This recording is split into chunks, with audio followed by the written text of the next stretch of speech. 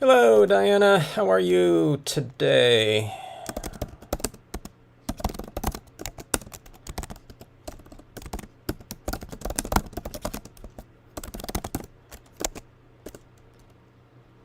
All right, we are going to finish off a piece. Let me see. Let me get my camera set here. A little bit more of a exposure here. Let's see. It's always hard to get the exposure right on these foil pieces because they're so reflective, but we'll do what we can here. All right, so this was a piece, card that we have almost complete. I mean, there's a lot more things we can do on here, but hello, PJB Stamper. I think we're going to keep this fairly minimal. I say that, but I don't know. I never know for sure. But let's take a look and see what this is looking like at this time. I think it looks fairly cohesive. The one thing that's different about this is that I was thinking when we're looking at this, I'm looking down here. In theory, these palm trees, you know, they would be going over the top of this like that.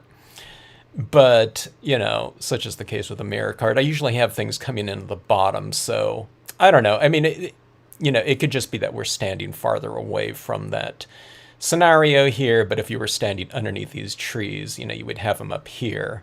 But then we'd have it, you know, reflecting down there, so it doesn't really make sense. So we'll utilize this space, hopefully nice and effectively here. And I was thinking about a quote. Hello, Sandy. And I was thinking about some other things in here. This would look really cool. I mean, I was thinking about this orange being in here, and it would be really cool. It's kind of a sunset-y type of thing. But I didn't really leave the opportunity for that. And it looks more like moonlight now with that white in there. So we're having to kind of adjust things in here. Hello, Cheryl K. Jeannie, good to see you all. If anyone else is on in the background, thanks for joining in. Great to have you. Hello, Christine. Yeah, so, okay, so here's the things that I was looking at on this piece. Okay, I think I should have added some cloud formations in the back, I think, before I stamped that. Now, I didn't have time to do that because I thought it was going to be a 15-minute card, so I'm thinking about all this type of stuff after the fact. Hello, Candy. But I think I could still add some things in there to some degree and have it be reasonably effective. I have to get a little bit more of this white tone throughout the piece for it to kind of make sense from a visual standpoint, a lighting standpoint, okay? But I don't know. We'll see how it goes here.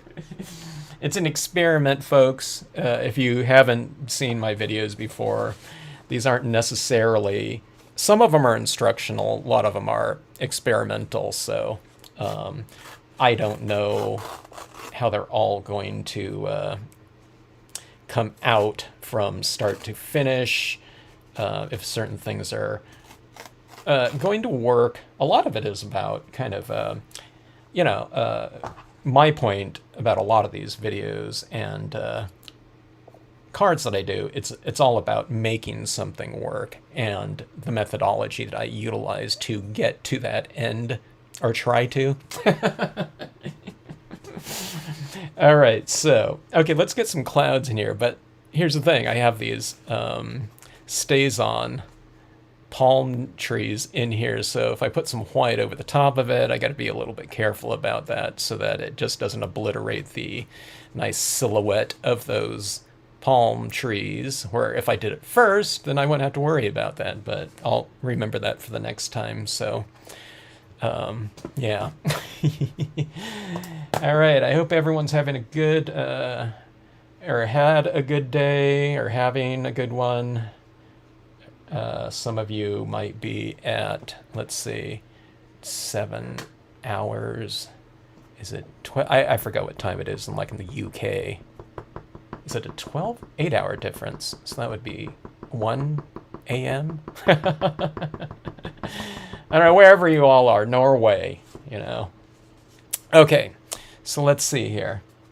Okay, I'm going to stamp a quote up here. And it's one of the few times I put, you know, a quote or word stamps up here. But it's so high up in here, it's not going to be, you know, really visibly apparent down in the reflective area like that. So this is my, like, safe zone up there for doing whatever you really want. And we want most of the reflective action down here towards the seam, because that's where, you know, you would really be able to see it in this type of format at like a 45 degree. If you haven't seen one of my mirror cards before. Okay, so anyways, clouds like this. I have a whole video on how to do these clouds if you haven't tried this type of thing before. It's just kind of a takeoff on what a lot of people used to do on, or still do on, matte cardstocks or glossy cardstocks, and to create mountains in the background with a ripped, you know, paper towel, or, you know, just some kind of paper template that they made up. I go with the ripped paper towel because I think it makes for a nice kind of soft edge for, you know, what it's supposed to represent, which is clouds, okay? All right, so you start off kind of around your template edge, okay? Let me see, let me get this smoothed out a little bit. Okay. You can configure your little paper towel templates any way you want to, too, unlike a kind of a set template. Set templates are great, but if you wanted a little bit more kind of organic, then just kind of tear it like that, and then move this around, okay? You can move it around as you do this. And I'm going to spray this top portion so that a little bit of a white ink over the top of those black trees should disappear. I just don't want to spray it so much that the cloud disappears, so, okay. All right.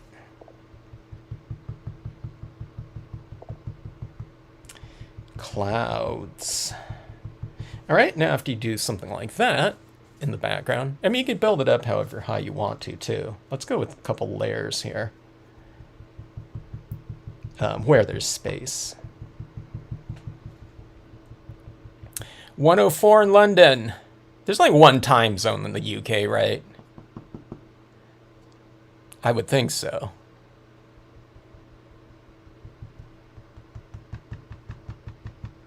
Okay, let's see here. All right. So see, we squeaked in a little bit of clouds like back in there. I'm only going for a little bit of a application of them, okay? You can hit them a little bit more in certain areas, too, to kind of punch that, it's not really opacity, but it's kind of moving towards opacity. It's translucent because you can see the foil showing through, but see that? Let's see if it shows up a little bit. Yeah, it shows up a little bit as texture down here. That's going to help us, too, because I want to put a little bit of that white into my, let me see if I can show you this, these waves down here. So that would look kind of weird if I just put that white on the gold, because it stands out a little bit too, you know? But having that little reflective area down there will create kind of a, I don't know, kind of a little bit of a transition texture or color or value for, I think, some little touches down here. Plus, I'm going to stamp a horse right in this area right in here, I've decided, too, after I lay this down. So if this looks a little bit too awkward, we'll kind of subdue that awkwardness, maybe, by stamping a figure over the top of it, and then they'll just have a little bit of that texturing in the background like that. So we're going to try to create a little bit of a kind of a connection between up here and down here.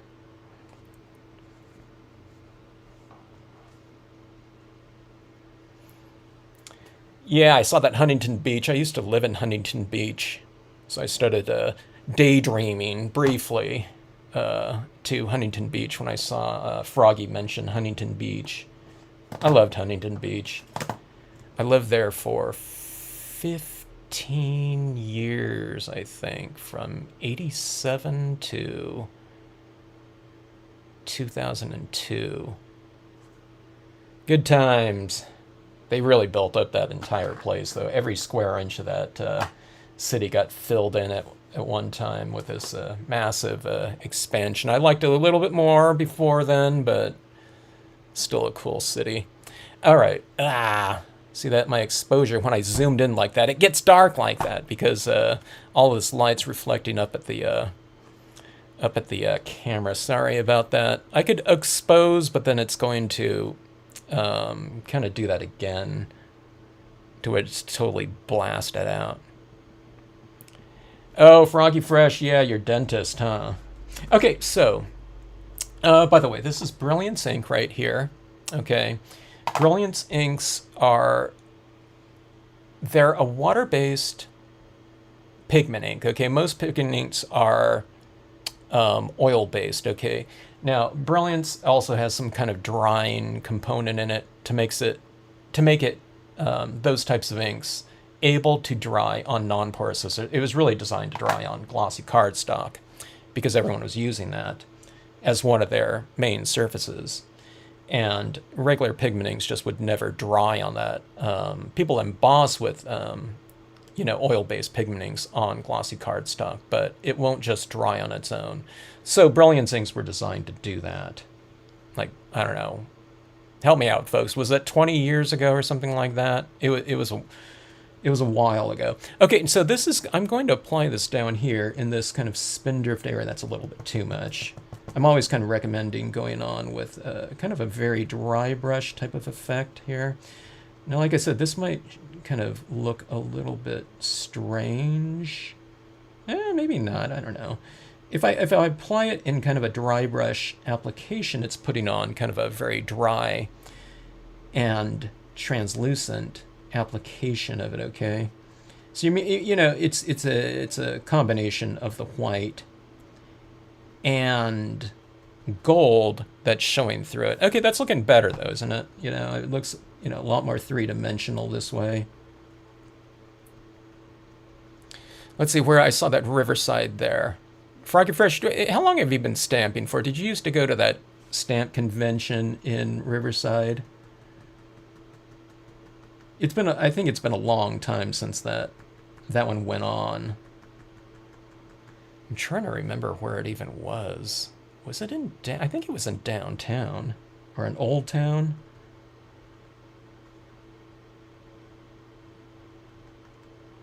I only did that show maybe once or twice just because I was already doing the Carson shows, which isn't too far away, relatively speaking.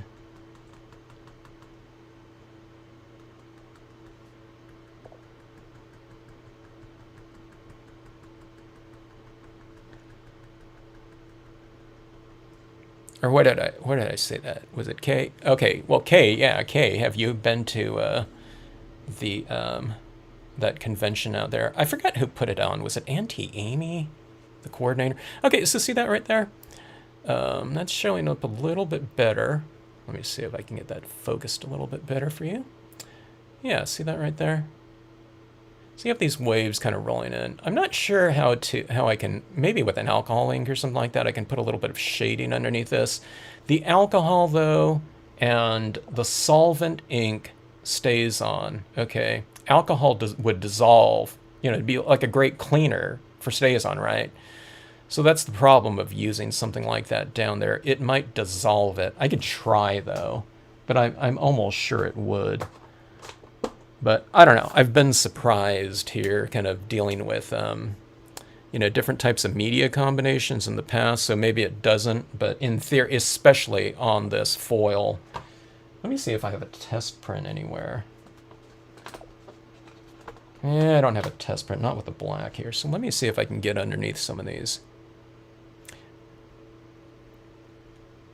Oh, I see, Kay. Yeah, that's what I thought. I thought it was in downtown. Okay, let's see here. All right, I put highlights on the tops of the cresting waves, and I'm putting some shadow under them in the design itself, okay? I can't even tell if it's dissolving it, but it's getting a little bit better, isn't it? Yeah, you can see that. Let me see if I can show you. Here, I'll put a little bit of my reflection of my hand there so you can see those waves. See that right there?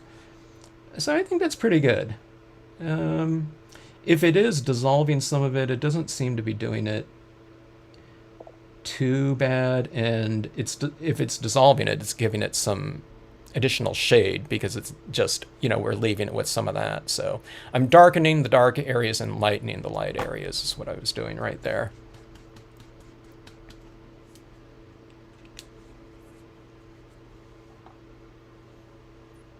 Hello, PNF. Thank you so much for joining in. Glad you found the channel.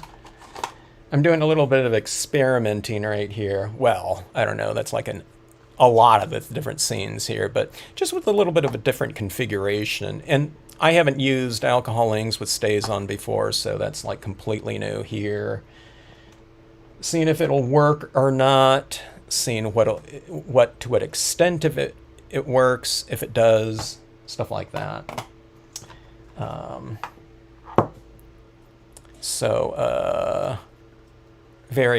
It's a very undynamic type of live stream. Okay, let's see here. Usually you log on and probably, to a live stream, they're saying, okay, now you do this and this and this. And, after you finish up this, then you do this. It's not like, will this work? I don't know, maybe they are.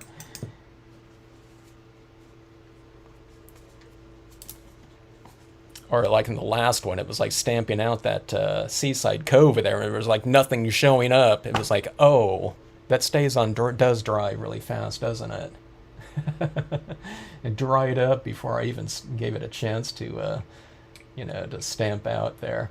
Okay, so Dr. Martin's Bleed Proof White. This little area down here, a little bit of that kind of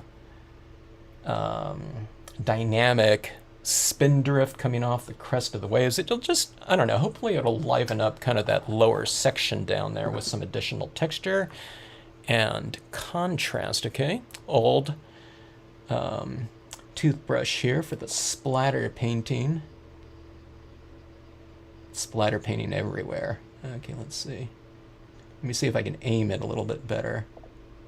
Remember, like I said, if you've watched these videos before, it's like, it's kind of hard to predict where it's going to splatter, so you just have to see kind of where it's splattering that day, All right, so see that little kind of splashing action down there? Now that's way too loud. Okay, but like I said, I'm going to stamp this character right in here, all right? So that little area in there won't be too bad. And plus, the Dr. Martens too.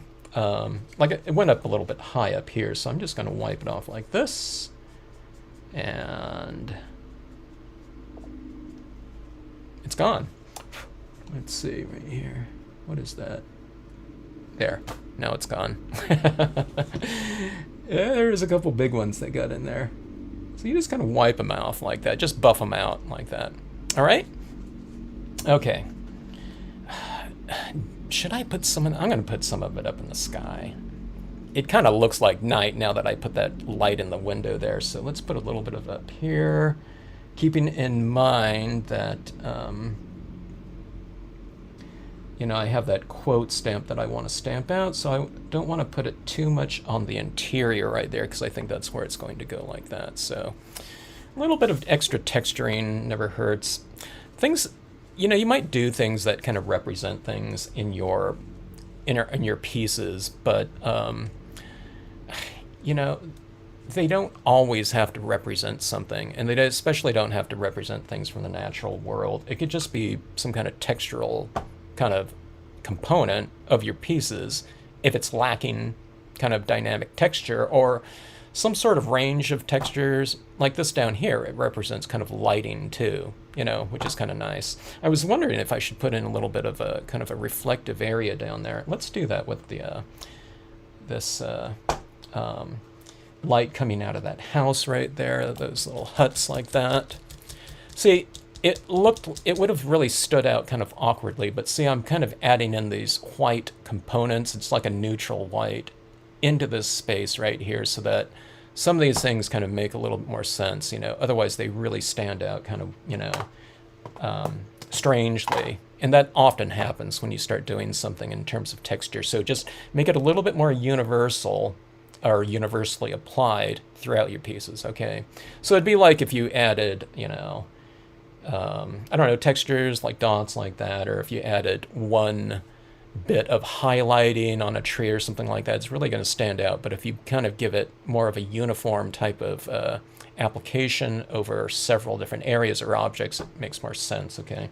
All right, so like these windows really stand out. So I'm just going to take this, just like I was doing down here in the water, and we're just going to kind of soften it up a little bit, okay? I'll make those windows like it's glowing a little bit. Maybe there's mist in the air, so, it's illuminating that area or that mist around those objects like that, okay? So say it's like glowing a little bit more now, kind of, in the spirit of the clouds.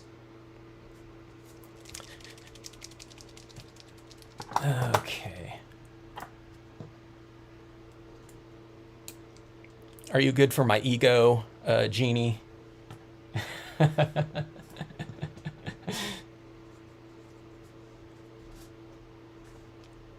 All right. They're all experiments, folks. That's the way I see pieces and whatnot. People often ask me, or they'll make a comment, you should be proud of it, or whatever, some scene or something, and I don't feel that at all. To me, it's just, I don't know, it's all about, I don't know, you guys get really psyched when you kind of do something. I mean, you don't feel like ashamed of it or something like that, but it's just more like you get the buzz from doing something new and getting kind of a result that you either expected, but especially if you don't expect. Let me get this focused in here. But it's like, after I get done with something, if I really like it, it's like, the only thing I really feel is like, I can't wait to utilize that, whatever I learned, in the next piece. So I'm already just thinking about the next piece. Or something like that. I can't wait to utilize what was learned. Or what I always say in these pieces here is, you kind of, I don't know, if you learn one new thing or something like that, it leads in like branches, like to 2 or 3 other, things that you want to explore. All right, so doing a little bit of lighting on these trees. I'll do interior lighting, so you just illuminate your trees on the opposite sides depending on what side of the scene they're on. So lighting coming from the interior. So these trees right here, trunks, are illuminated on the left-hand side, and these ones are illuminated on the right, like that. All right, so let's see how this is coming together like this. Okay, let me zoom out a little bit here. It's looking a little bit more texturally interesting, I think. What do you think? Okay, let's see. Let's add a few more highlights like this. You can only do so much with like a little Q-tip type of applicator because it's a ball of cotton basically, or the cotton ball. So hitting it with kind of more detailed types of implements like this pen is always fun. I was telling the owner of Sweet Poppy Stencils I want to do some of their stencils on metallics like that, or a mirror card, which probably hasn't been done before.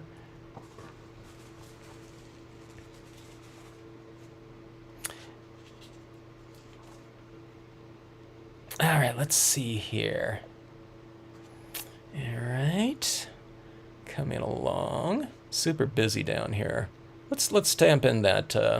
Okay, this is what I want to find out too. I want to find out if this stays on, how well it will cover up kind of a more three-dimensional type of texturing down here.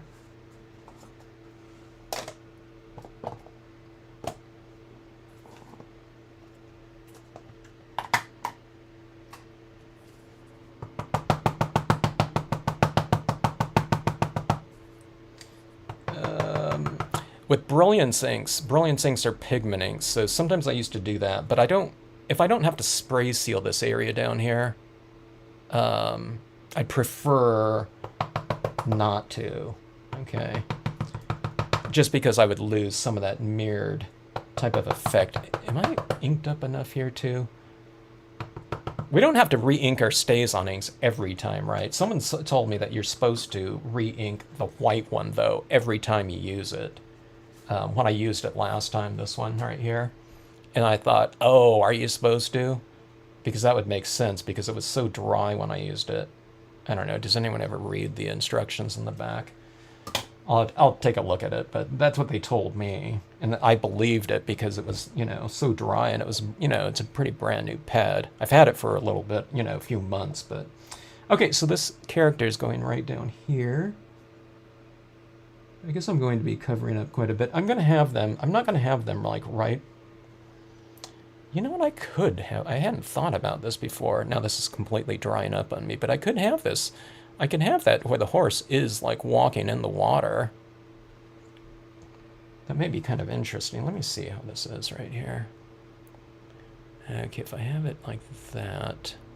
Huh. I just don't want that top of that head to be in the reflection of that... of those huts. That's the mistake that I make sometimes. I cover up the sweet spot, you know, of the subject matter down here. So I just want to make sure that I don't do that. Okay, I think I'm going to try that here. I'm going to just mask off. I either need to mask off or I just need to wipe off. I'm just going to wipe off the bottom of the feet here and put them kind of in the shallow water right there, okay? So however deep you want that water to be, just remove that amount of ink accordingly down there. And with stays on, I'm not sure how much I'm not sure if I'm removing all of it or what, because I haven't done it before. Okay, let's see. With Brilliance Inks too, one of the things you have to be careful about is because it's so thick, that slipping part, and I did that with stays on last time. It was like, oh my god, you know, skewed.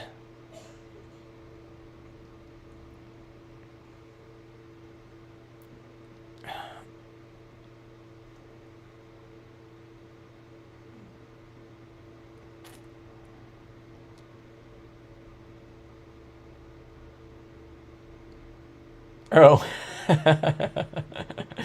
I should probably, that's probably a good idea. Okay, I'm not used to that. Ah! Okay, there we go.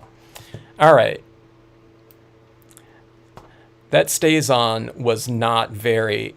Okay, here, let me cover that up. Okay, so I got a lot of that. Okay, so the Brilliance would cover up a lot of that, but I have those dots showing right through that horse right there. Okay, let me see. I can't even focus. It's okay. Here we go, right here. Okay, so let's see if I have. Yeah, I'm taking a permanent marker, and we're going to, because that's going to be a silhouette anyway. And I'm going to cover up some of these dots right here, especially in the head. All right.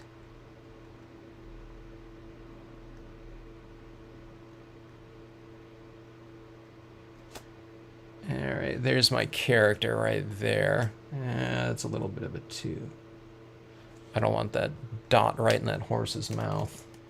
All right, let's check it out right here. Here's the horse right here. And there it is right there. Yeah, it looks okay. I might need to remove... Oh, I need to do. I need to put a little bit of mist down at the base of the horse's feet too now to incorporate it in with that different atmosphere, and we'll put the cloud or the quote up there. I might want to remove some of those dots right above the horse. I think it's a little bit too busy like that. So little tweaks here. Like I said, you know, when you're kind of playing around with some kind of new little thing or implementing something, sometimes, like, I wouldn't have thought that I needed to remove this, but it's a little bit distracting up there. That little bit of a highlighting, I would say. This is just a scratch knife that I use on stamp board, or scratch board too. All right, there we go. It's a little bit less busy around the head right there. Yeah. I thought about that paper towel mask, but it creates a ledge. It's like a three-dimensional ledge, you know?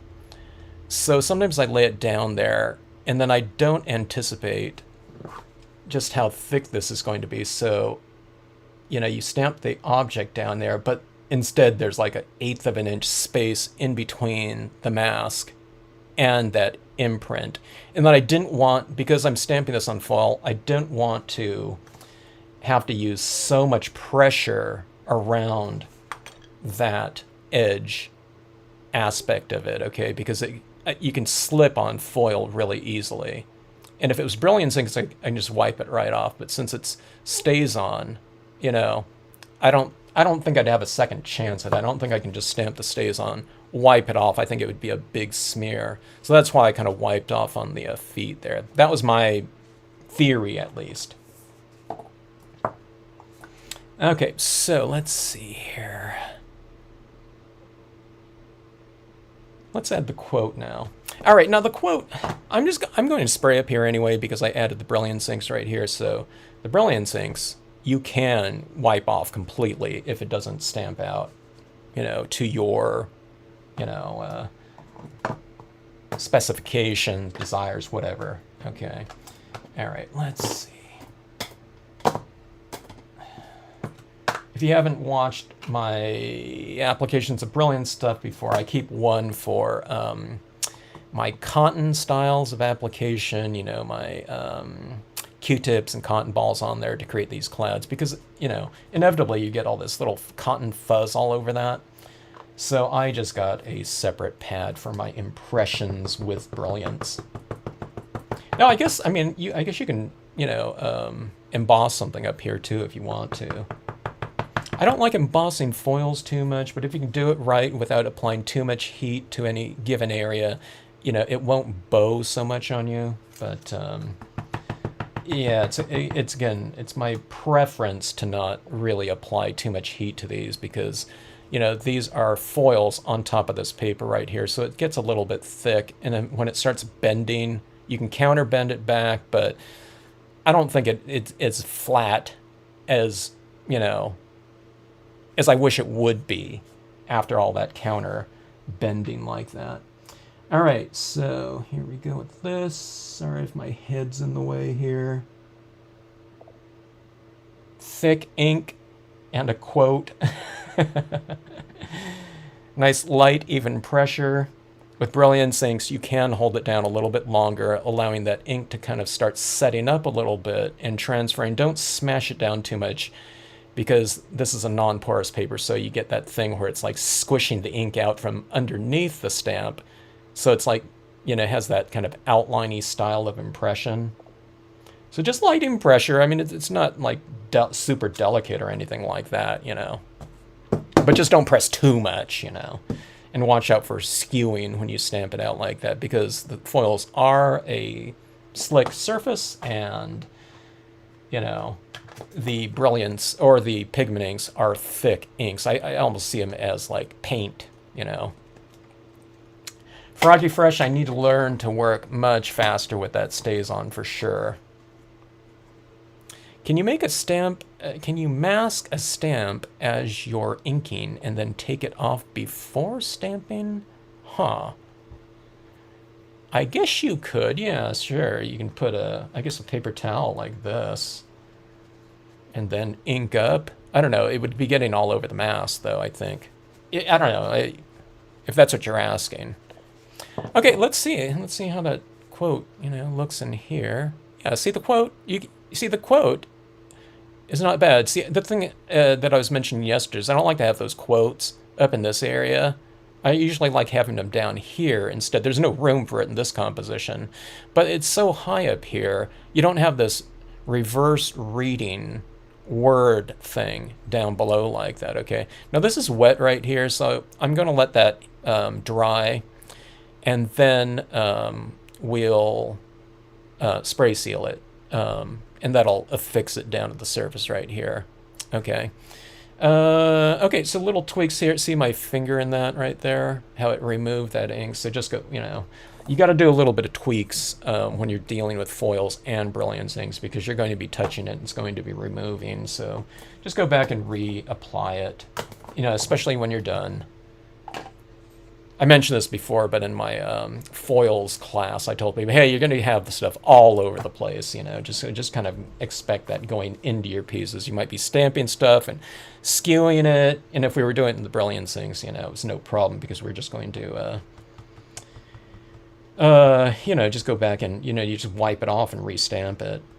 But if we start going with the, the stays on, I don't know. It's going to be a little bit more precarious, and precarious is not what you want in a workshop situation where people are trying something for the first time, right? So, I don't know, maybe we do Brilliance inks at first, but then we try it, later on in the class with stays on as they get comfortable stamping on top of the foil and going for their impressions like that. Okay, so see that? I'm adding that little bit of an airy mist to it, and look at how kind of nice those clouds look like that. So you just kind of freehand it after you do your pseudo stencil types of applications like that. Okay, let's go ahead and add some of this little mist down here too. That gets a little bit crisp down there with those highlights down there. So let's see, is there anything wet down here? Let's see.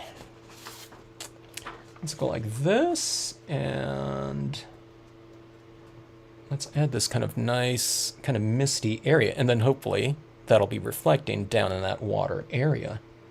Okay. Have I mentioned how much white pigment ink can remedy a lot of problems in your pieces? That's kind of a joke, because I mention that all the time. It obscures, and it unifies and obscures, any type of medium that can do that is good. Plus, I mean, it's obscuring, but it's doing it kind of in a good way, because that kind of airy light and mist, it tends to look good in scenes, when you add that type of thing. It looks good in movies when, set directors and directors use that type of thing. You always have the fog machines rolling in the background and foreground, or on stages, when people are performing, the band members, they always look better in mist.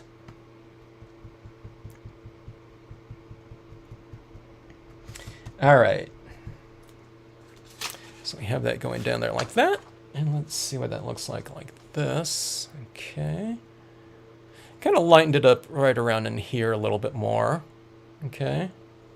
So it's kind of coming together, and let's get this little character down here kind of incorporated into that same kind of texturing. Hello, Debbie. If I missed anyone, hello to you all. Whoever's on watching, thanks for joining in. Finishing off this piece right here, I think. I'm using a lot more white than I anticipated in here. All right.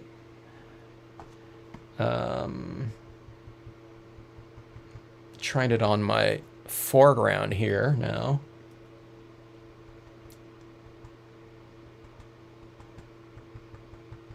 It shouldn't be a surprise to me, because I know I like using this. I'm surprised at how, I guess, incorporated it could look on surfaces and colors that I wouldn't have thought about that, Mainly foil. I didn't know how it would look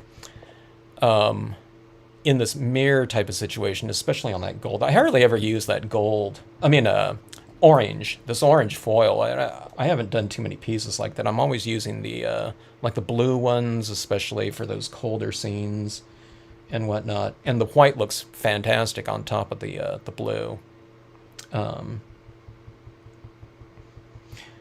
Now I was thinking about this too. If I had like a yellow Brilliance pad, I think it would have looked pretty cool up here. I think it would have looked more sunset-y ish. Okay, and maybe the gold like a yellow Brilliance would kind of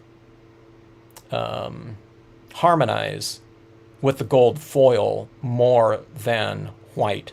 But I don't know.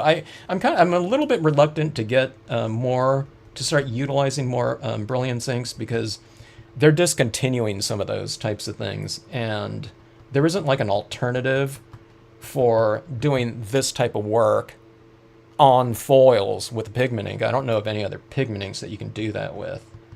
I'm not going to do it with StazOn because StazOn, I want the StazOn for my impressions, not for doing something like this. Okay, it's just too. It would dry instantly. You couldn't do that. So I don't want to use media anymore that where I'm not sure if it's going to be out the door. I think they'll have the black and the white for a while, but yeah, those other colors, I don't know. I don't know. Has anyone looked into that, or does anyone have? Someone had some different colors of Brilliance, I think, before. That was in one of these live streams. But yeah, I just don't know. So ever since stuff like the Colorbox stylus tools, Colorbox went out, I was like, okay. Because I still get questions about those older videos. Hey, where do you get the Colorbox stylus tool? It's like, I don't want to keep saying like, hey, sorry, not available. We didn't used to say that, but it's happening all the time these days. Looking for papers and things like that. It's like, Kevin, hey, that the Mohawk Everyday Digital, white coated silk sold out. Can't find it anywhere. It's like pretty soon we're going to have to be working with stuff like like crayons and I don't know, just copy paper, to make sure everyone can still get it. All right, let's take a look at this right here. Let's see if anything else stands out. I'd really love to put, it'd be really awesome in this, but you can't do it with these cards like this. Otherwise, it'd leave like indentations down here. But it'd be cool to have like some crystals up here or something like that, or even a goldish crystal, right? Having a gold element up here, harmonizing with this gold surface down here. But see, this is what I really like about these foil pieces. Now, I don't always use the foil piece down here where it's so reflective down here, but look at that. It looks like a sunset down there. It's like glowing kind of sunset-y colors down below like that. But I really love the... all right, where is it? I forgot the name of that thing. That... parallax. It's where the movement down here, when you're rotating these, it's farther than in that point of rotation. I can't think today, whatever those things are called, but and just kind of the movement that takes place within these pieces like this, I don't know. It just gives a real three-dimensional look to something. And like I said, kind of having that kind of reflective air.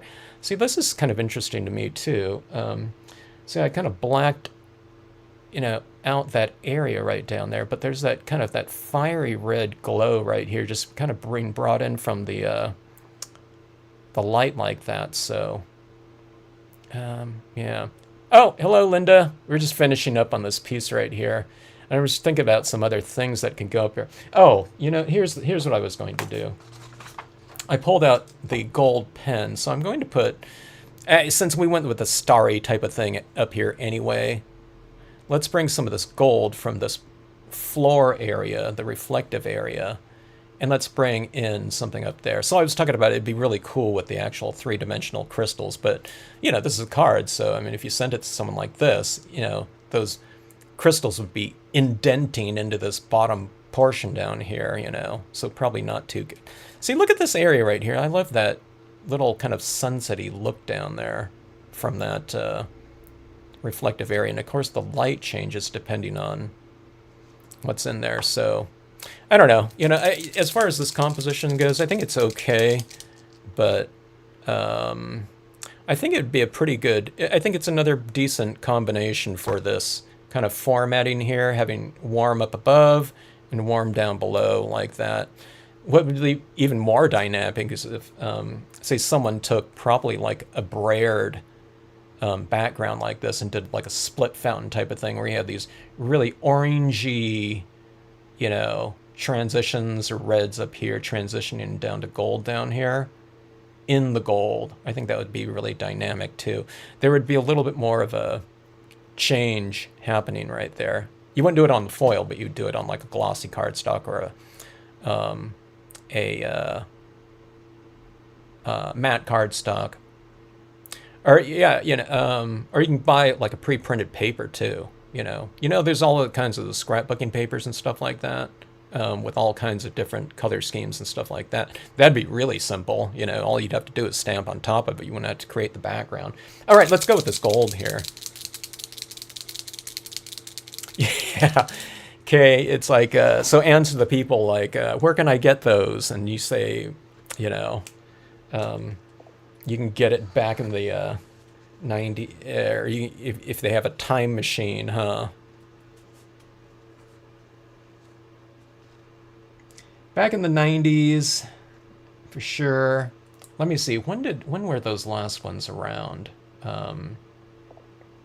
I don't know. Has it been? Has ClearSnap been gone for 3 years now? I need to be careful about that because that's still fragile to the touch. Okay, so I'm adding in some of these gold little elements right here. You know, this one look good too. I think that we can do some of these things. I don't know if you can see that. Yeah, you can see it a little bit. See these? So there's little gold specks in here now too. You can't see it at all with it reflected like that, but. Let's bring a little bit of this down into this water area. And we'll have the little bit of these kind of little metallic kind of splashes like this. Sorry, it's out of focus. Let me see if I can get this to focus in. It's hard for a camera to focus in on a mirror because it doesn't know where to go here. Okay. Okay, so speaking of color box stylus tools, if anyone has some of those,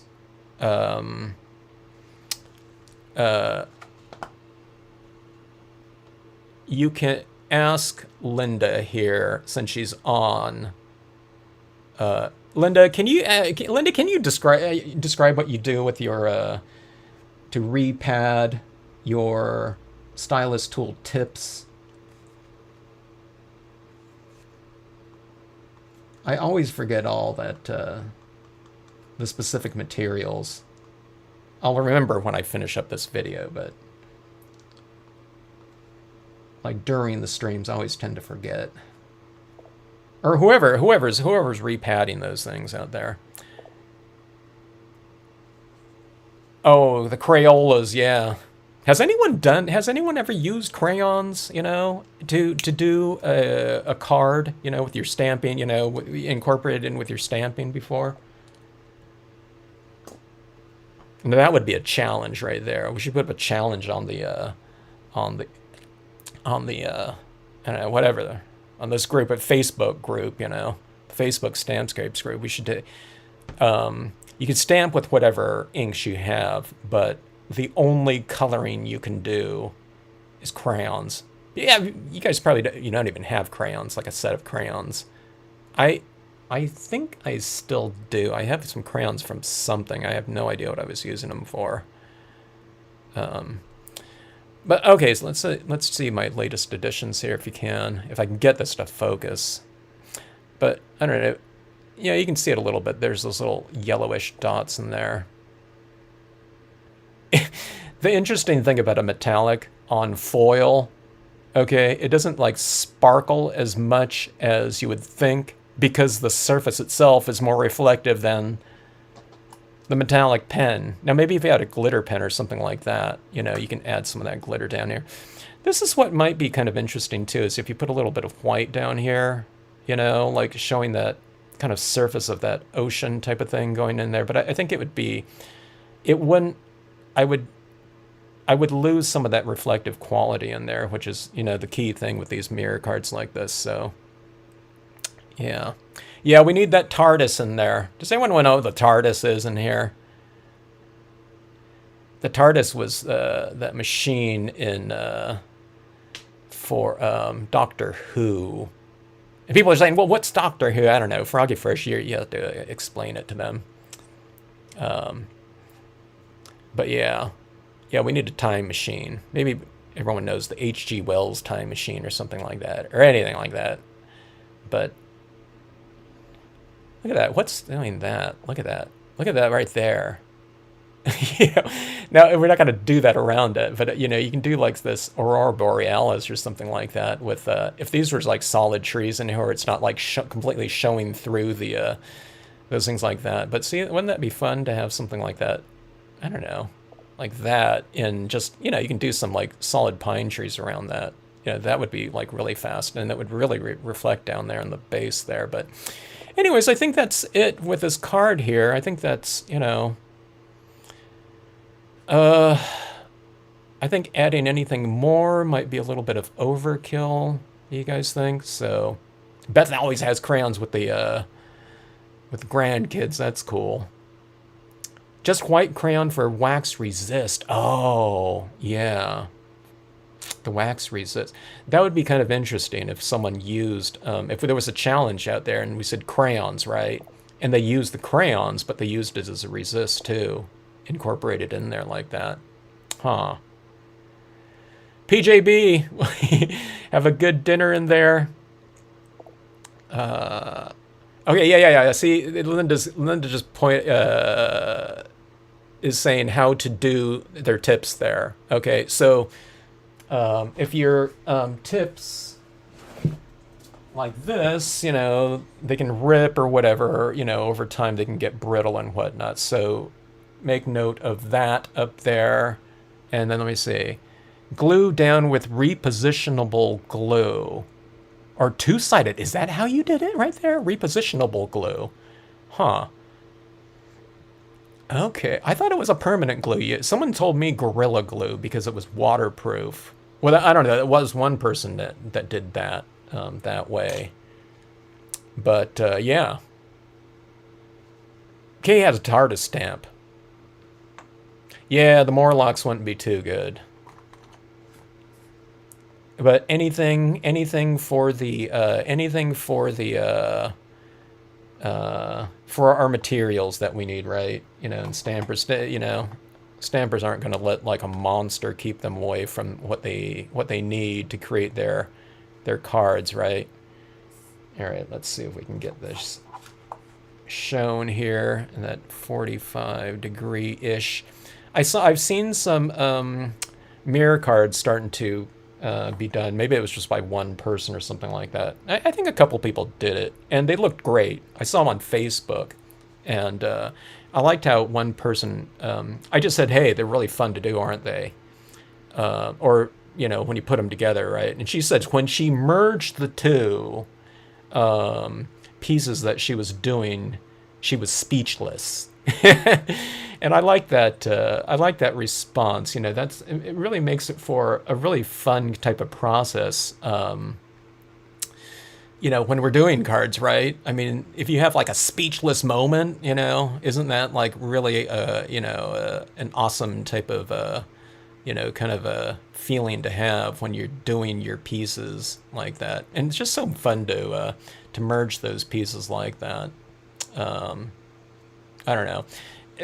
The things that I have to do now, too, I need to really incorporate more of the different colors of foil I'm finding. Not just, I was only using the silver down here because I figured that was going to be the most mirrored.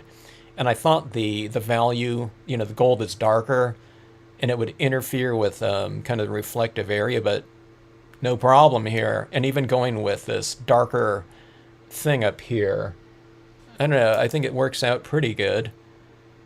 Here's this little, I like this little mist down here that was added in kind of towards the end. It was a little bit harsh in there, but I think that kind of mellows it out a little bit, and you can see that little bit of misty area down there.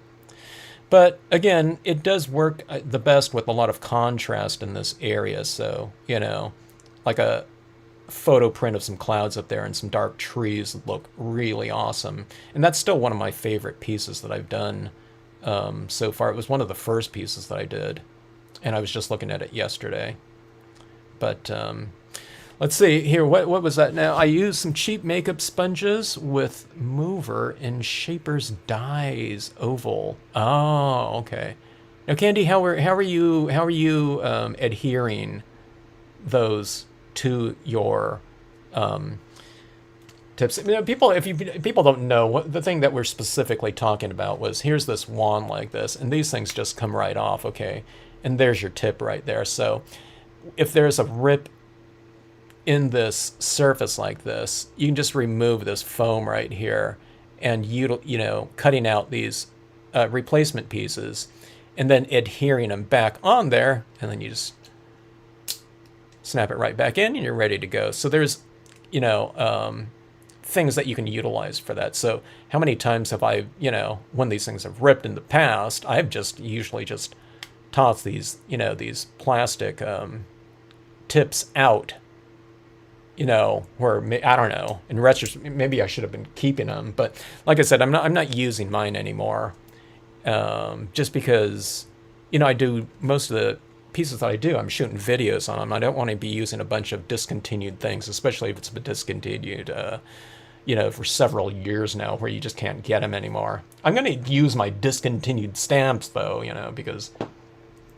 hey, you know, I like them. People can find kind of alternatives for imagery, but a lot of times if I'm using like a stylus tool, people think, okay, that's the technique, and I can't do that card now because I don't have a stylus tool. Like if I used a stylus tool to sponge in, you know, that white paint in there, they would think that they can't do it if they don't have the stylus tool, you know. So I just don't use it for that reason right there. Okay. Aleen's tack it over and over. Oh, huh. So that's interesting to, with the tape there, with the repositionable and the tack it over and over. So that's just, you don't need this adhered, these foam pieces to be adhered on there too firmly. I guess if you're always kind of tapping it down like this, it's always kind of compressing it. Or as you're applying it, you're always kind of pressing back into it as opposed to, you know, it peeling off, right? So, I mean, that makes total sense that it doesn't have to be so firmly applied. Huh. Interesting. So, yeah, if you have those tools out there, then keep them. Does anyone know the names? There was another name that they had, a color box had for these pieces, and I think the wand was green, okay? And I saw those for sale out there once in a while when I've looked them up. I can't remember the names of them, but they called it something like something scrapbooking or something. I don't know. It was like Vital or something scrapbooking tool. I don't remember what it was called, but if you type in like some kind of like a clear snap color applicator or something like that, that type of thing might come up on eBay, where a lot of people had these types of kits like this that had these tools, or those green ones, and it came with like a set of like 3 or 4 different shapes in there or something like that. But those ones I still see out there once in a while, because when people were looking for these, they were looking for color box stylus tools, and you know, just things weren't coming up. But I know there's things that you can still find like that. But if you haven't seen me use these before and some of these other ones, it was one of the few stamping accessories, okay, that were made specifically for the stamping industry. It wasn't made to apply color like that, but it was made for the shapes to make impressions, but it fits just so perfectly ergonomically in the hand. So I do like a lot of ink applications with it, and it was like really comfortable to use.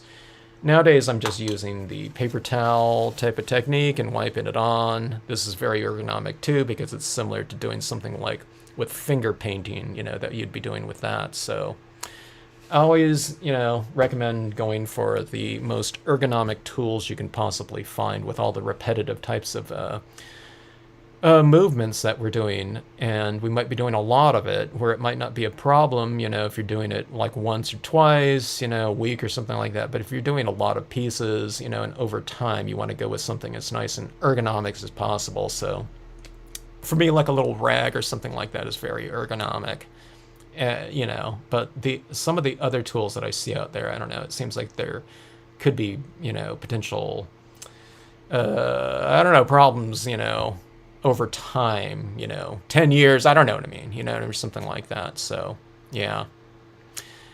Put a drop of Dr. Martin's white ink on your finger and smear it in some fog. Jeannie does some really good effects there, so, yeah. I don't know. Have you done that before, Jeannie? Do you use your finger for the your ink applicator? That might be the most ergonomic tool that we have is our bodies. Yeah, it would be, Kay. I'm going to use that one. It would be perfect for you. I think I've done it in a tropical setting before, but yeah, can you imagine that right there?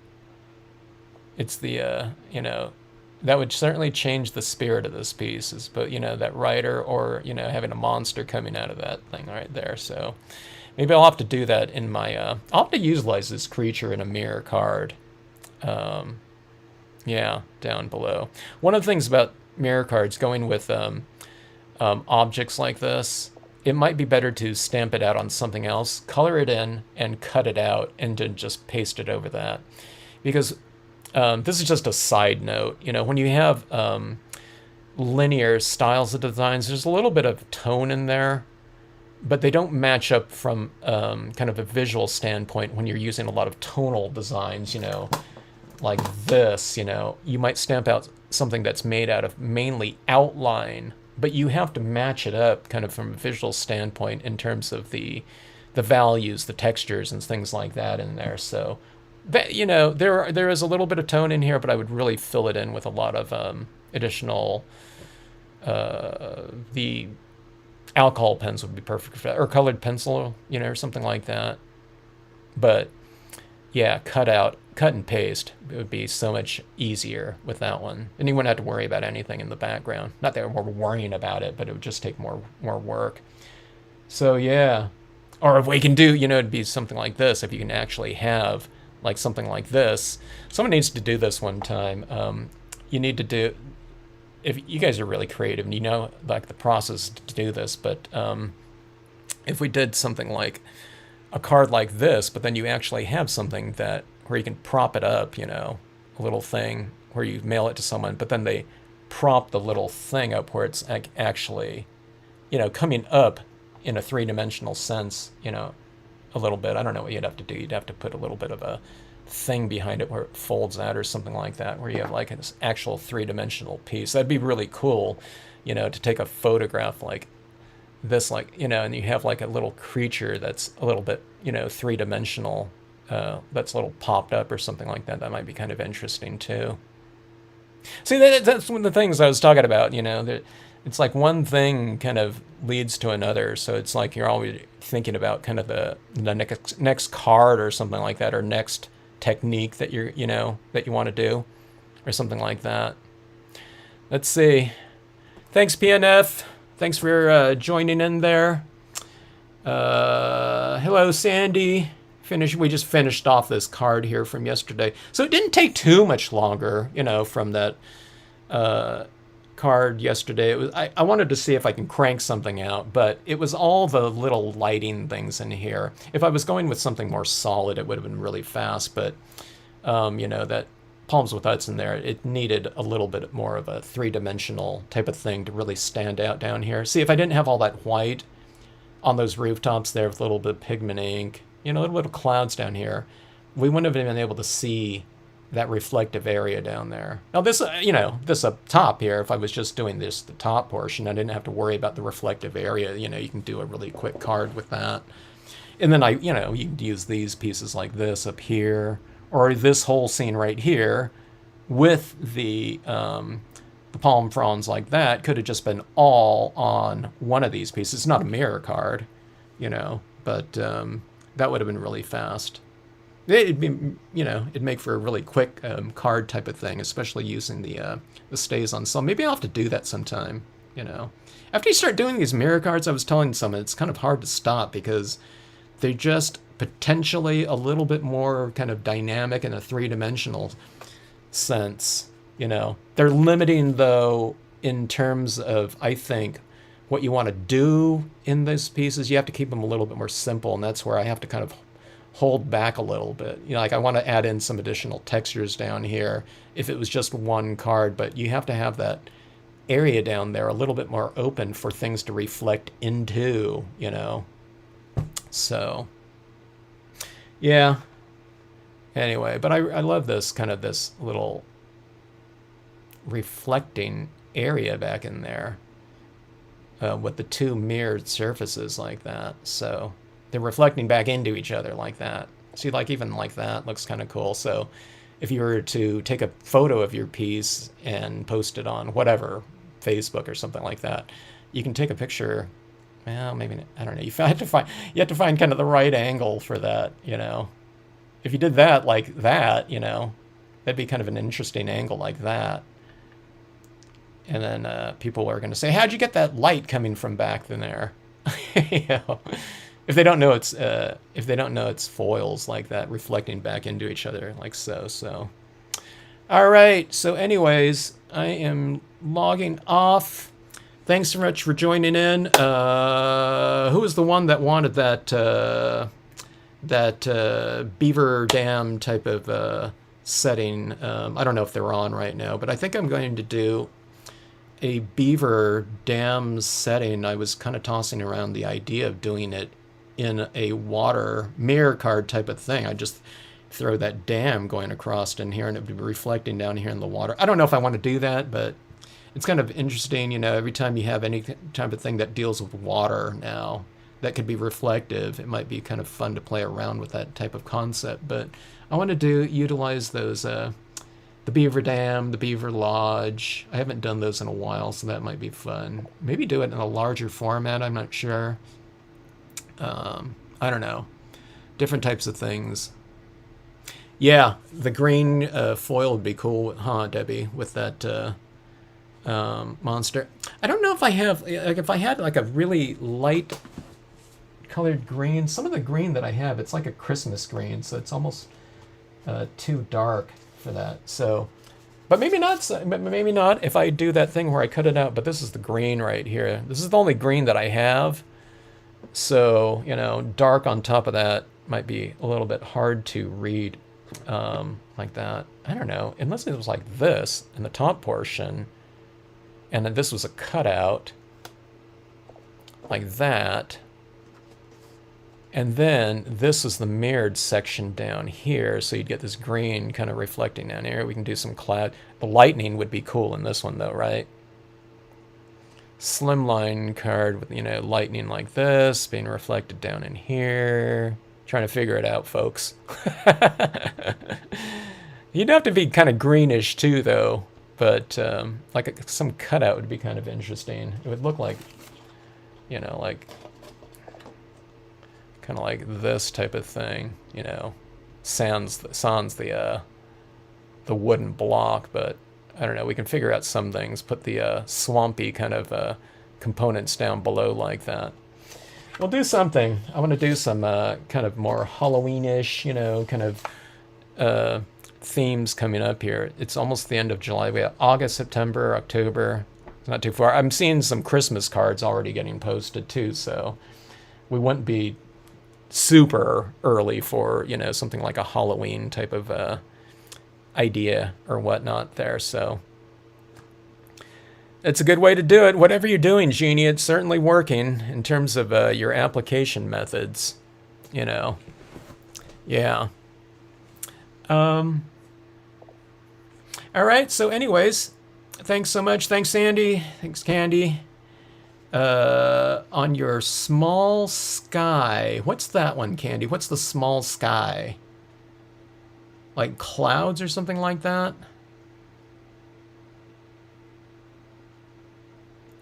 There's so many different sky imagery out there, textures and whatnot. A lot of things too. When you're thinking about skies, it's you want to isolate them. You might use certain types of clouds with smaller clouds, or you can mix and match too. If you look up in a kind of a your afternoon twilight types of skies, there might be certain types of color schemes that you might associate with that, but you'll see all kinds of things. You'll see, what is it, cirrus clouds mixed with cumulus clouds. Those are some of the most interesting ones. And then you might see, some more cloud stripes or, strips kind of in the distance or something like that. But we could do something like that. We should mix and match sometime, and talk about cloud texturing and cloud contrasts, stuff like that, transitions in between the two. I don't know if I've done a video like that before. I've certainly combined things, but that hasn't really been the main subject of those videos before. But be a good idea probably. But all right. Anyway, let's see. What I scrolled up here. Let me see. Trying to apply. Froggy Fresh got irritated trying to apply mist in water today and got out texture paste. Oh, huh. What happened to the mist in the water, Froggy Fresh? Let's see. This was a fun card, Linda. At first I thought, it looks a little anemic, but then it's the white pigment ink. It just fixed everything. It's all that going on in the background.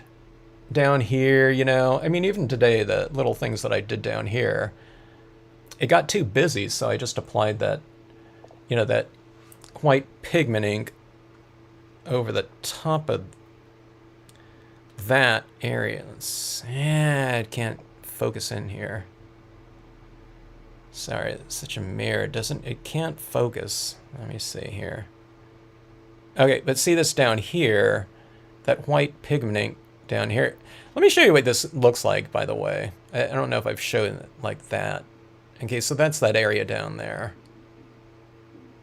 This was a trouble area down here but I knew it was going to be, so I figured that horse in there would solve that problem. And then that looked a little bit awkward, so I put a little bit of that white pigment ink over the tops of the feet like that, and down here. And that seemed to do the trick there, because it was looking too sharp out here with all the sharp kind of details, so we put in that softness, and it always seems to do the trick. Problem area right in here, I thought, so it's like, let's use some of that white pigment ink out in here, so we have it in the back and the front, and it kind of envelops those huts, the huts in there. I can use a little bit of a sharper kind of highlight on the top there, too, with the white pen, but... yeah, it was just the white pigment ink. That white pigment ink does a lot. And then, of course, I used the Brilliance ink up here, too, so that filled in that space as well. So, yeah. So I don't know what texture paste is. Who's that by? That sounds pretty cool, though. Goodbye, Beth. Goodbye, Debbie. I guess I was still on here. I was answering some of those other things.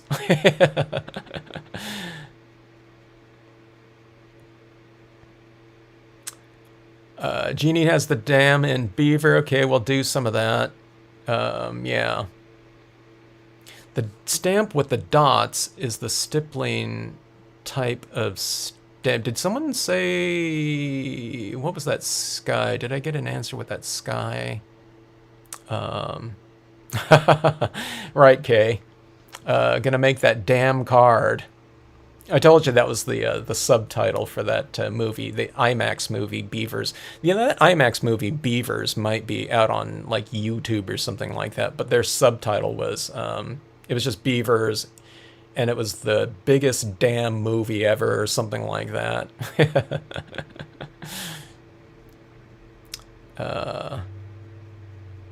Oh, that's so awesome. I used to go on a hike to a beaver dam all the time. That they planted some beaver.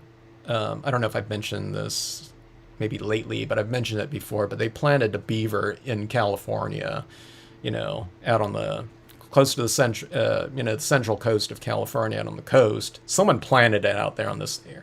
Man, that family of beaver completely changed the entire ecosystem out there. It was amazing. There were fish and turtles in this area, and just clear running water. It was really amazing. But there wasn't enough trees out there to sustain them. They had chopped down all the smaller trees in this one area, and it was all on federal land, which we used to hike onto all the time, and no one was ever out there. But we knew about it, so it was like this little hidden kind of thing, for us, and it was really amazing at that time. I don't know what happened to them. But, okay, so the mist came out really diluted. So the mist, okay, that's the way that mine always looks, Froggy Fresh, but I just build it up, so it's like you're building up kind of a really diluted, like 5% mist by like 1% at a time, until I get to about, like that mist in there's like, I don't know, it's really, what is it, like a 15%, gradation or something like that at most. And this area down here, it's even less so. You don't need to get too opaque with it. I mean, sometimes I want to go more opaque in some areas for some extra punch, but for the most part, mine's always looking diluted. But that's what I'm going after. But I just keep building it up. And sometimes you have to let it dry before you apply more. Because if you keep applying it sometime over the top of a wet application of that mist, it's almost like you're removing it. So I don't know, you have to kind of play around with the density of that thing. But I mean, you found a fantastic solution, it sounds like to me, so maybe that works even better. But hello, Donna. Good to see you. We're just wrapping it up here, but finished off a card and kind of figured out some kind of little challenges with this one right here, in terms of I don't know, some things that needed to be done, or some things that happened along the way that needed to be remedied. And I didn't know what I was doing, on some of it, along the way. So I learned a lot with this piece here too, relatively speaking, because I haven't, worked with a lot of the stays on or something like that, and I wanted to find out how certain types of media would look on top of, like this foil right here. With the AI applications. I've used it before many times, but just not in some of the usages here. So, I don't know, a little bit of differences when it comes to having something reflected down in that bottom area like that, I'm still playing around with those things. I still make my mistakes. But luckily, we can remedy them with a few different techniques there, here and there. So, yeah. You got chased by a beaver when you were a kid. What the heck? Are you sure that was a beaver? Not a mongoose, right? Oh my gosh. You thought it was a cat and you tried to save it. So that beaver was chopping down a tree and you ran in there as as that tree was being felled. Or you thought it was a cat swimming out in the beaver pond. That's interesting, though. We'd have a beaver story like that. Well, we're going to do that beaver scene, and we're going to what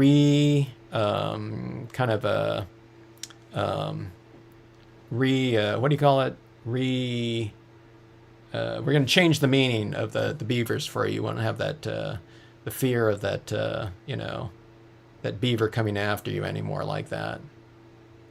Okay, small sky stamps, not stipple video. Which small sky stamps, Candy? Are you talking about the like the C size ones, like stamp? What is it? Stamp space, I think it was stamps, cloud space and cloud strips. There's cloud space and cloud strips. Those are the really small ones. And then there is stuff like alto cumulus. Those ones aren't real small though. Those ones are the 2 by 3 inch ones. But you know, we can use some of those. I haven't used those in a while, but I like them for like cloud strips. Like if you're going to go for something really minimal, and you just want like a couple cloud strips in the background or something like that. Just where, you know, kind of they fill in open space and kind of get rid of the monotony of open space. I don't know. Yeah, Candy, you're gonna have to tell me which ones specifically. The textured ones, they're kind of all textured. Soft textures, negative space textures, like the cloud space ones specifically. Black and orange foil. I don't have any black foil at all. You know what someone did recently though, which looked really fantastic, was they did for their top scene, they used I don't know what they used. It was a dark surface, but then they stamped out their imagery in white. So it was the white imagery. It looked like snow, you know, reflecting in a, you know, frozen pond or something like that. So I thought, okay, I got to do that one. I got to experiment with that one, you know, and that would be really cool. But yeah, we'll have to use, like this orange foil like this. I mean, you can do something like that. It's too bad that the Recollections foils aren't quite as mirrored, so you can't use those Recollection foils for that mirrored surface unless you go super hardcore with the contrast, like you do like this big white moon or something like that, contrasted against, you know, some black trees, and then you might get enough of contrast to where it would reflect, you know, down in something like this, you know. I mean, see, so if I went like this, let's see, let me see this white right here. So you get this white reflecting in here. Let's say, take something that's black, like, here's a VersaFine pad. See, like that, I mean, you can't even see like any of the white lettering in there. I know this is out of focus here, but just in terms of the contrast, see, like this right here, this white turns into that dull type of sheen down there. So I don't know, you know, I don't know if it'll even show up. Let's try this right here. Let's see this reflecting in here. Yeah, so I mean, I'm kind of limited to well, I do have that red foil though. I just come to think about that mirrored red one. This is the mirrored red one. Let me see, does white reflect really well in that? Yeah, it's not too bad, huh? So we can go with like we can probably go with an orange foil and this red down below. That might be kind of interesting. I don't know, does anyone have like a mirrored black foil? I haven't seen that before. It seems like it's something that'd be totally like you know, cool to use, but this is red on red. I don't know if we would need to do that, but if you had like some kind of like moonlight thing up there and like some kind of ghost, I guess it would show up okay. I don't know, you guys, yeah, I need some help here with the, there's too many ideas here for those foils. I don't know, Froggy Fresh, do something on that. You do the black and orange foil. You seem to have a big repertoire of kind of techniques and media that you can dip into, that you can think. Yeah, I think, you know, we were talking about that that medium that you use. I think something like that would be cool on the foil too, wouldn't it? What was that medium that you were just talking about? That seems like it'd be really cool down here, like in your water area or something like that. That would be kind of neat. Or if someone has like a haunted house, you know, you put a haunted house up here. We're talking about those different clouds or something like that. Wouldn't it be cool to have I don't know, someone have the Bates Motel? You put the Bates Motel up here. Not the Bates Motel, but the Bates house up here. Do a little hill like this and have a little house up in here and put those window like that, you know. reflecting down. The Bates Motel didn't have a pond, but, you know, it'd be kind of cool for something like that. Would you even be able to see anything with black? That's what I'm kind of curious about, yeah. I guess it could, you know, reflect. It would reflect, I guess the black would reflect.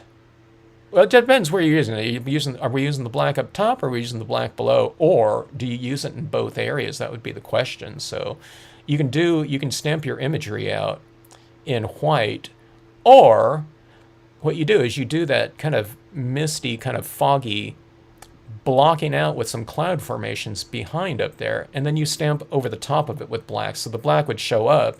You'd say black on top of clouds on top of that black, you know, foil up there, and then that would be reflecting down in that water area. It seems like it'd be potentially, you know, looking kind of ominous, which might be kind of cool, you know, if we're going for, you know, that type of Halloween card, you know, not like the, you know, maybe more cute one, you know. Okay, so I'm using okay, it's called Craft Boutique. I don't think it says that though on the links, or on the on Amazon. But the ones that I've found, they're packs of 60, and they're roughly between $15 and $20 for a 60 pack of the reflective foil. Okay, so it comes in silver, gold. This one's the gold right here, and this. So see how mirrored they are. Okay, but I also like stamping on top of those Recollections ones. Okay, so see this is like on nice cardstock, and these are really thick. This the Recollections ones are, I don't know what this is, like paper bag type of, you know, paper, so kind of cheap. And then you can see kind of the texturing. Maybe you can't see the texturing on here, but these reflected. See how textured this is right here? It's almost like lizard skin or something like that, I was telling someone. But someone else bought these same packs and they didn't get that texturing on everything. But you can see that these ones right here are less mirrored, right? But these are really fun to stamp on though.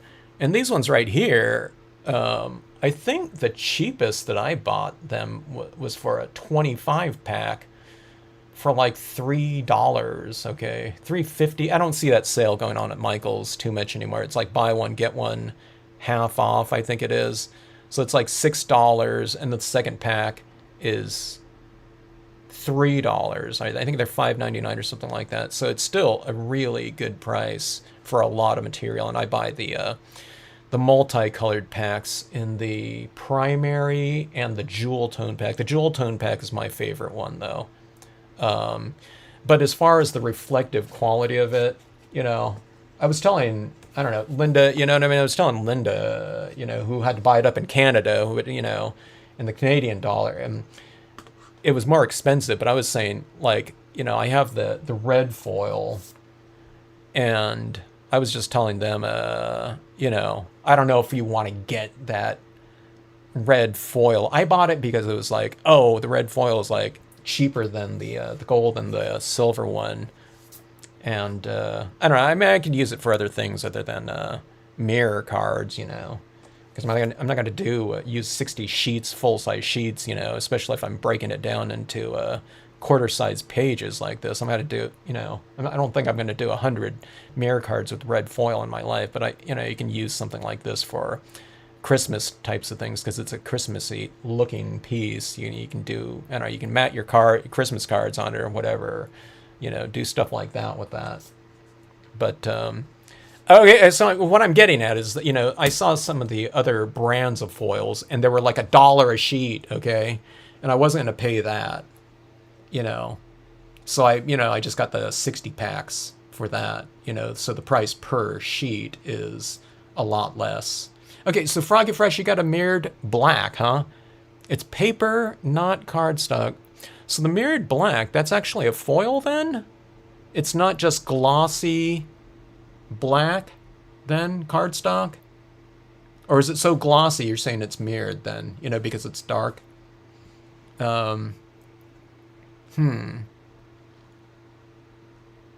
Hogwarts. What's that?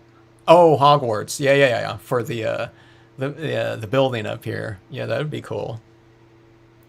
Haunted Bates Hotel. That'd be perfect, Linda, for a piece. You know, to be it has that window up top. See these windows like this on structures? These are really fun. But here's the thing. Remember when you stamp out your if you're doing a mirror card construction for these pieces, remember, you know, the Bates Motel, we think about it being up, you know, it'd be up in a hill way up there, you know, but then it wouldn't be reflected down here because it would be so high up here, it'd be like down here. So you have to go a little bit lower and throw it down there, you know, to the, you know, closer to the seam like that. And then that part right there would have the strongest reflection because it's the closest to that. By the time you get up here, you're talking about, you know, you know, quite some distance. That's why we can't really see that. Well, I guess you can see. There's the quote stamp right there a little bit, but the viewing, you know, viewing of this card's really something like this. If someone was to be looking at it like that, you know, so just, you know, kind of be mindful of that reflective area where you're going to be stamping kind of the main subject matter of your reflection, you know. I recommend closer down here. Now, if I had like a gigantic full moon up there, that would be very visible like that. But then don't stamp things in the foreground where you'd be obscuring the moon too much, or, you know, you don't want, you know, you probably wouldn't want to obscure a lot of it, you know, or 90% or something like that. If the moon was like out here, it might look okay. You know, that horse is kind of walking into that reflection, and that's always fun to do too. Yeah. Tonic Studios has a black mirror card. Okay, I need to look at that because Tonic Studios used to have that rainbow holographic foil, the super high, you know, high reflective one. I don't even know if I have a piece of that on my... Yeah, here's that. They used to have this right here. I think this is the chrome coat version of the rainbow holographic foil, and this right here is the Recollections rainbow holographic. It's quite different. This one's like super, super crazy, you know, and this one's more of this, you know, real mellow, kind of brushed, you know, mellow holographic, okay? But, you know, if we can't find this anymore, you know, this one's not too bad if you're going for some kind of, you know, that look in there. I don't think I've used the mirrored holographic yet, you know, for something like this. But, oh my God, look at that color right there. Oh my God, look at that. Wouldn't that be awesome? Look at that right there. Reflecting down in that bottom area. So you can just do something really simple on this. You can do some trees or something like that. But wouldn't that be really, I don't know, cool looking? I don't say the word pretty too often, you know. I'm a guy, and you know, I don't say that too much, but that is a really pretty looking thing like there. Can you imagine that? It looks like clouds in there. We won't even have to stamp the clouds because it already exists, like in this rainbow holographic like that. But look at that, coming up over the horizon, you know, the little few islands out there in the distance. I think that would be, I think we can do a quick card using this one right here. Just put a few little islands like out here. And you wouldn't even need kind of a differentiation between the top and the bottom. You can just leave that seam just as is. It seems to create its own kind of horizon line out there, huh? And that's pretty cool like that, I think. But doesn't that look like clouds or something like that? Or is it reflecting some... Are those the trees? Those are the trees right here. Those are the tops of the palm trees reflecting up, back up into that, I think. Yeah, right? Yeah, that's what it's doing right there. So I don't know. That looks pretty cool to me. So that's the rainbow holographic like that. So that looks really good like that. Look at that like that. Wow. Okay, so what I'm going to be doing is I'm just going to be taping this right over the top of that scene like that instead. Look at that right there. Doesn't it look like a real sky in some ways like that? It doesn't matter what angle you're doing too. It looks like really good, like even like extreme like that.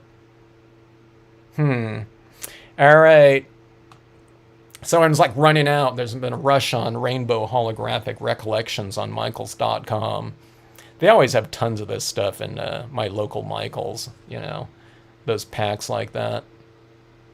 That sure does look like clouds there, down there. But it's, again, it's because those trees are like that, I guess. But look at that, what it did down here. Reflecting that. It's like it's in the spotlight or something. But look at those blues down there. There's blues and greens. Look at that blue right there. Now see, I wouldn't have thought that that gold foil could do that. Could make that bluish tinge right there. So, I don't know. I don't know. What got me... why did we start talking about that rainbow holographic foil? I don't know. It looks pretty cool. People are saying, hey, Kevin, I like that better. You know, trash that top scene that you just did there. Let's see. What do we say here? Whole pack of paper. Highly... I got to check that one out, Froggy Fresh. Yeah, I did do that one. This horseback rider right here has been headless a couple times. Maybe it was a year or two ago. And then I cut out a little piece of orange paper and I put it on its lap like it was that, you know, that jack-o'-lantern like you'd see, you know, on some of those headless horsemen, you know, Legend of Sleepy Hollow types of things, you know, where it's, you know, running down and chucking a, you know, a jack-o'-lantern at someone or something like that. Okay, so Tonic Studios then, right? Was that it? Or was that in reference to something else? I'll have to check that out. Oh, I don't know. Yeah, create something for us, Froggy Fresh, using that. We want to see that mirrored, you know, paper like that. Or maybe post it on Facebook or something like that, you know, photograph just the paper or something like that. Yeah, the stone bridge. I did the covered bridge with the headless horseman kind of idea a couple times, and that was really fun. I just remember that that movie, that Disney one, I think Legend of Sleepy Hollow or something like that. I thought he was going through a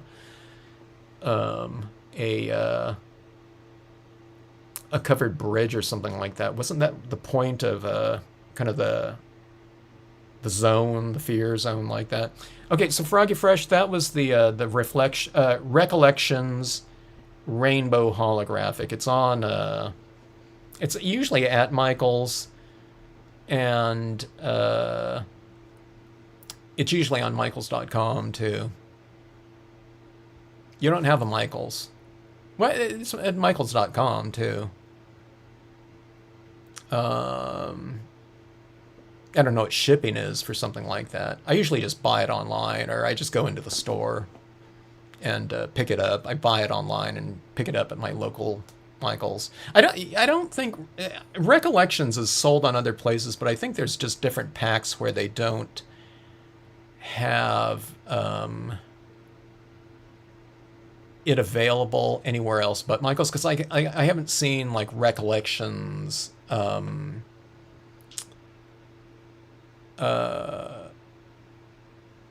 jewel tone packs or Recollections primary. I don't think. I've seen other types of papers, but not the foils. I checked for that out of curiosity. But like I said, so yeah, this was the goodbye chat, huh? Okay. I'm glad we chatted about this because I love this look right here, you know. That rainbow holographic, I don't know, that might be the most killer kind of application of this mirror card. Here's what this one looks like. This one, I don't know, this one's almost, look at that, it's reflecting the entire, now this one's, it's not the right scale here, but that doesn't work at all. Because it's like, this one's like too mirrored, like that. And that's the Chrome code, the old Chrome code. But Tonic Studios repackaged it and called it Tonic Studio. But that's like completely reflecting back up into there, so too mirrored. But this one being not so mirrored and cheap, you know, it makes a perfect thing for that, you know, like that. So we can utilize, you know, utilize your stuff for, you know, the best applications. So I said that this stuff is kind of textured and cheap, right? But the thing about this is because it's kind of cheaper, I can stamp on this one easier because there's a little bit of tooth to it and texturing, okay? Where on this, it's almost like stamping on a piece of glass, okay? So I can apply images on there and I can tone in very easily. Sometimes if I start to tone in on something like this, it's like you can't do too much because if you add too much pressure, it's just like completely wiping it off, where this one's actually grabbing things like white Brilliance ink and white black Brilliance. Those are the only two Brilliance colors I have. So,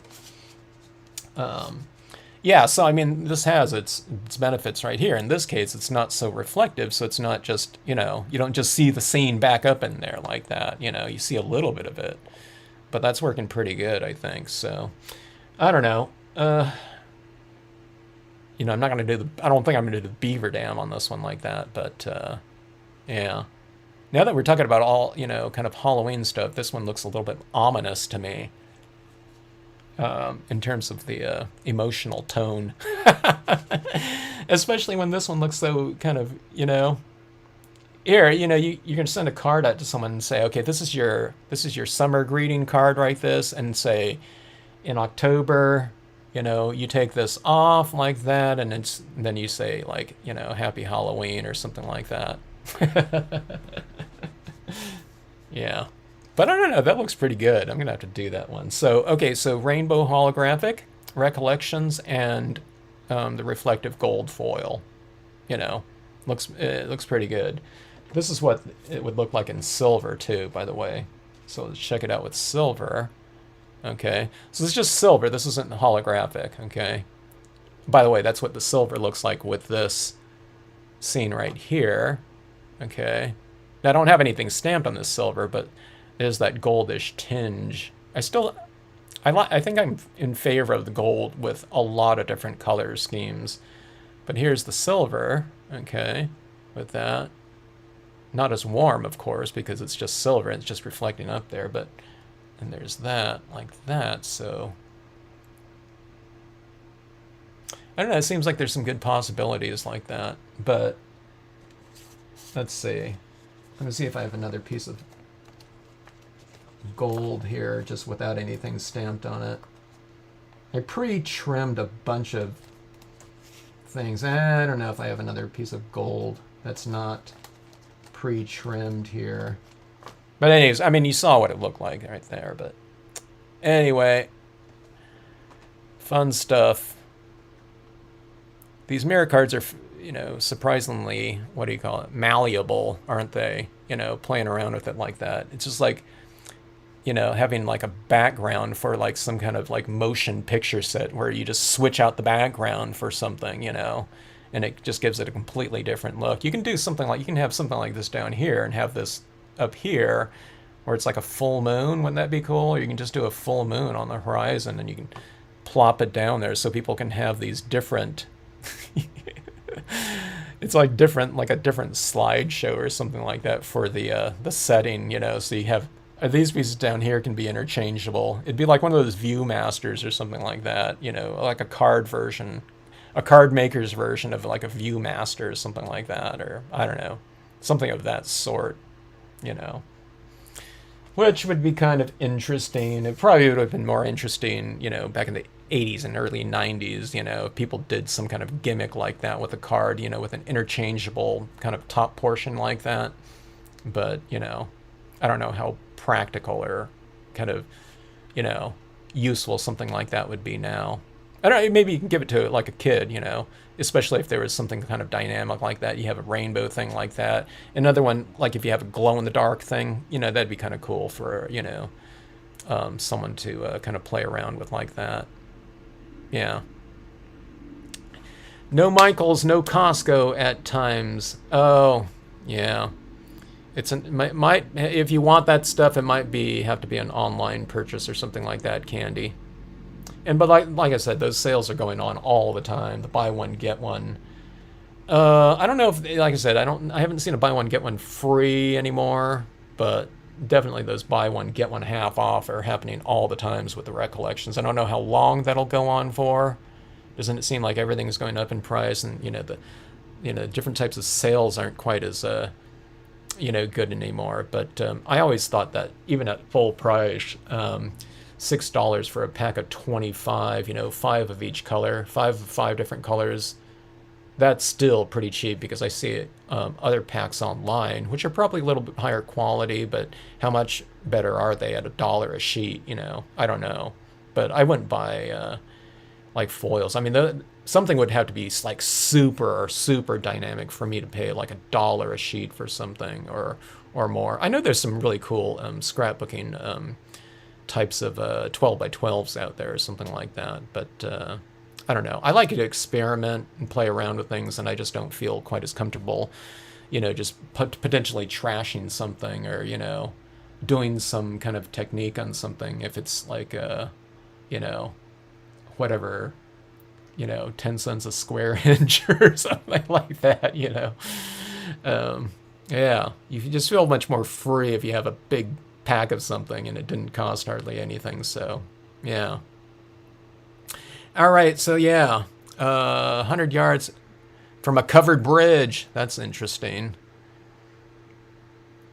Some guy used to dress up as the Headless Horseman and ride his horseback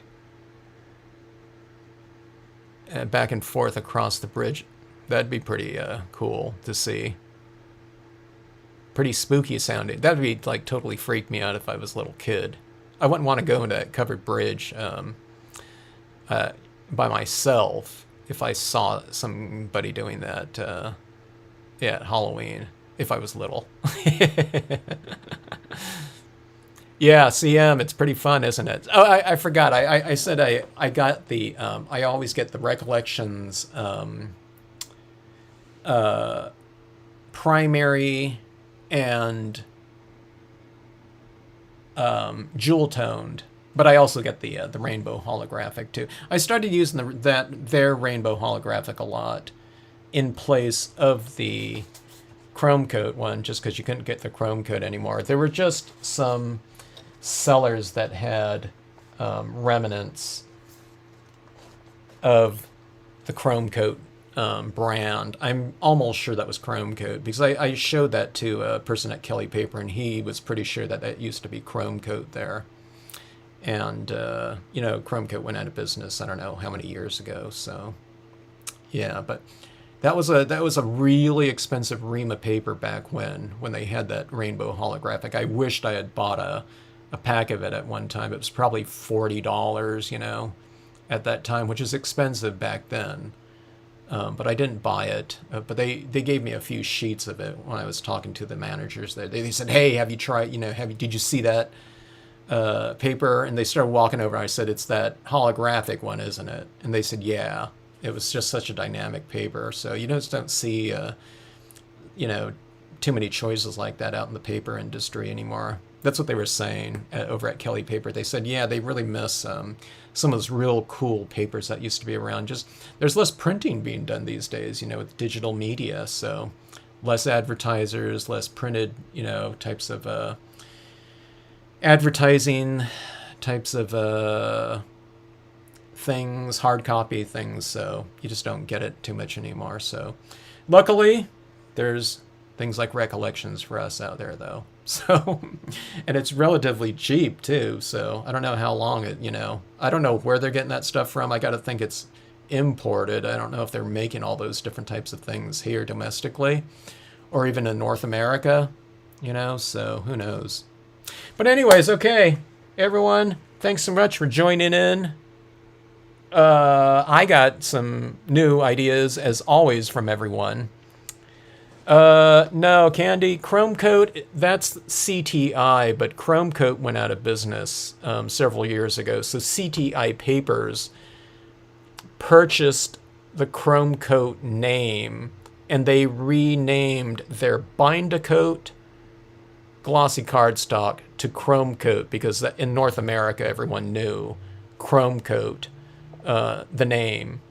And people didn't know Bind-A-Coat, because CTI is a Italian company, so it was probably Bind-A-Coat they probably knew in Europe and, Scandinavia and stuff like that, those countries. But CTI probably filled some of the void from the previous manufacturers out there for that. So yeah, but you can still get chrome coat, but it's bind to coat, and it's chrome coat's good though too. So I tried it out and I like it. Not as good as the original formula chrome coat, but it's still pretty good out there. So it's the one that I always recommend. All right, good night, everyone. Thanks so much for joining in. Thanks for the ideas. We did a little bit of I don't know, it's brainstorming, the train of thought or whatever. So, my gosh, that rainbow holographic there, I think is going to be a super dynamic surface for these mirror cards. My gosh, that might be the best looking top surface material that we've used so far, just because of that reflective quality of all those colors down there inherently in the paper itself, where we don't even have to do anything. So, yeah. All right, good night, everyone. Signing off. Thanks so much for joining in. We'll see you on the next live stream.